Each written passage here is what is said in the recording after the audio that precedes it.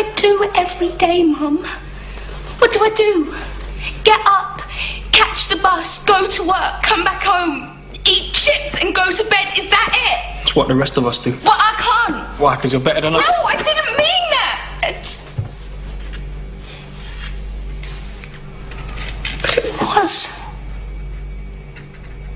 It was a better life.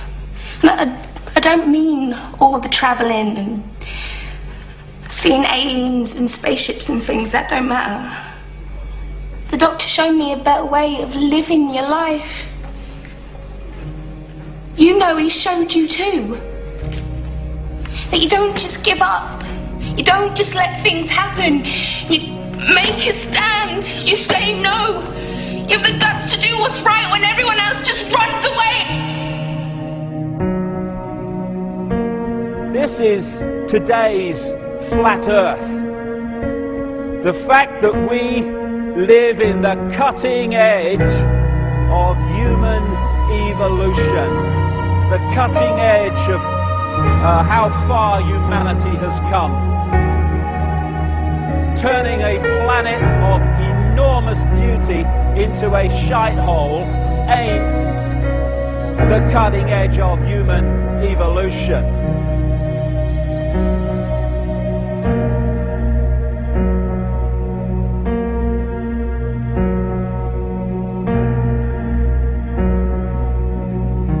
As Michael Elner said, just look at us. Everything is backwards. Everything is upside down.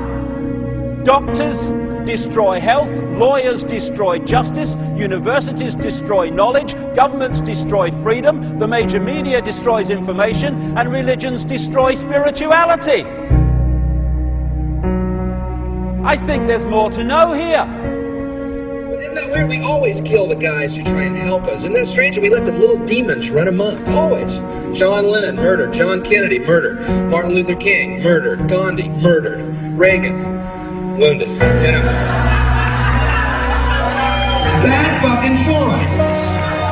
You find that people that are in positions of apparent power, like prime ministers and presidents, are actually puppets of the real power, which doesn't put itself on public display. Why would it? I mean, does anyone really think that George W. Bush is running America? He probably couldn't tie his shoelaces, never mind run a country. I had this feeling, man, because you know there's a handful of people actually run everything. That's true. It's provable. It's not a fuck. I'm not a conspiracy nut. It's provable. Handful, very small elite run and own these corporations, which include the mainstream media.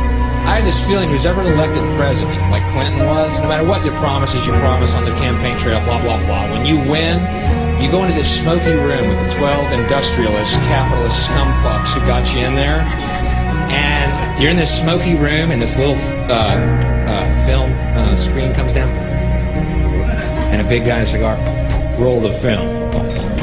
And it's a shot of a Kennedy assassination from an angle you've never seen before. It looks suspiciously off the grassy knoll. And then the film, the screen goes up and the lights come up and they go to the new president. Any questions? Just what my agenda is. First we bomb Baghdad. You got it.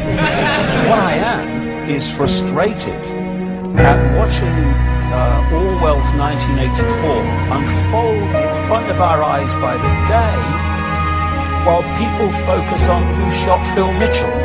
That is frustrating, because my children and your children, thank you, are going to have to live, indeed, in the timescale, so are we, because we're living in it now, when the most basics of freedoms are being taken away.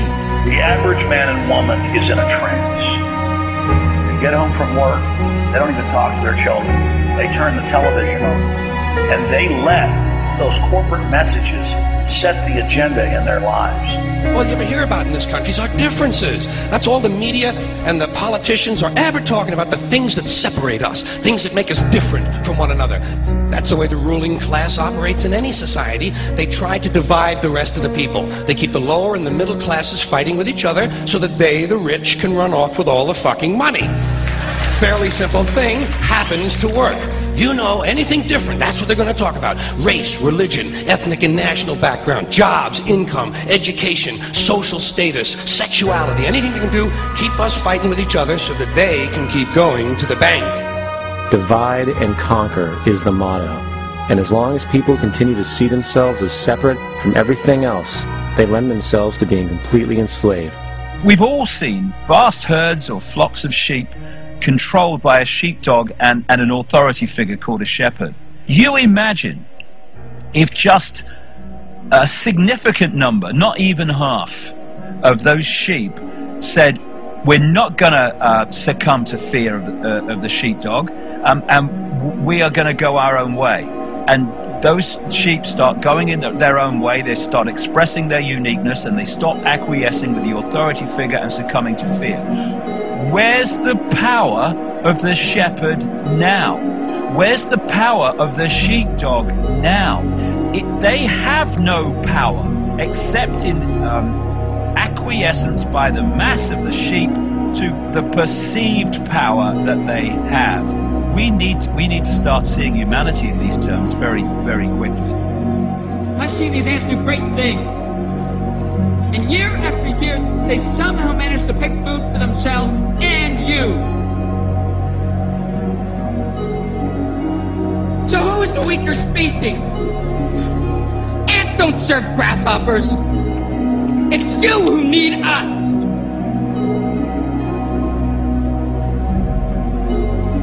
You know, when you go through all these different levels of how we are attacked mentally, emotionally and physically to suppress us and to hold us in the box, in the bubble, that tells us something about us. What people don't realize. Oh, it's negative. No, it's not negative. It's extremely positive, if you want to use those terms, because it's telling us who we really are. The level of suppression on multi-levels, in multi-ways, that they've had to go to and continue to go to hold us in servitude shows the potential of genius and magnificence that we really are. And that's our natural state. This is the difference between the power of our Creator and anything else, particularly evil. That you can go into a pitch black room full of evil, full of darkness, and light a little candle, and instantly that darkness flees. But you can't do the opposite. You can't go into a well-lit room full of truth and wisdom and righteousness and joy and health and harmony with the universal power. You can't take any amount of darkness and go into that well-lit room and have any effect whatsoever. That is the metaphor which I frequently think of when I think that I'm not empowered. It is the greatest lesson for me, and I think for everybody else, to know that we're on the winning side and that we're winning. Today, a young man on acid realized that all matter is merely energy condensed to a slow vibration, that we are all one consciousness experiencing itself subjectively. There is no such thing as death. Life is only a dream, and we are the imagination of ourselves. Here's Tom with the weather.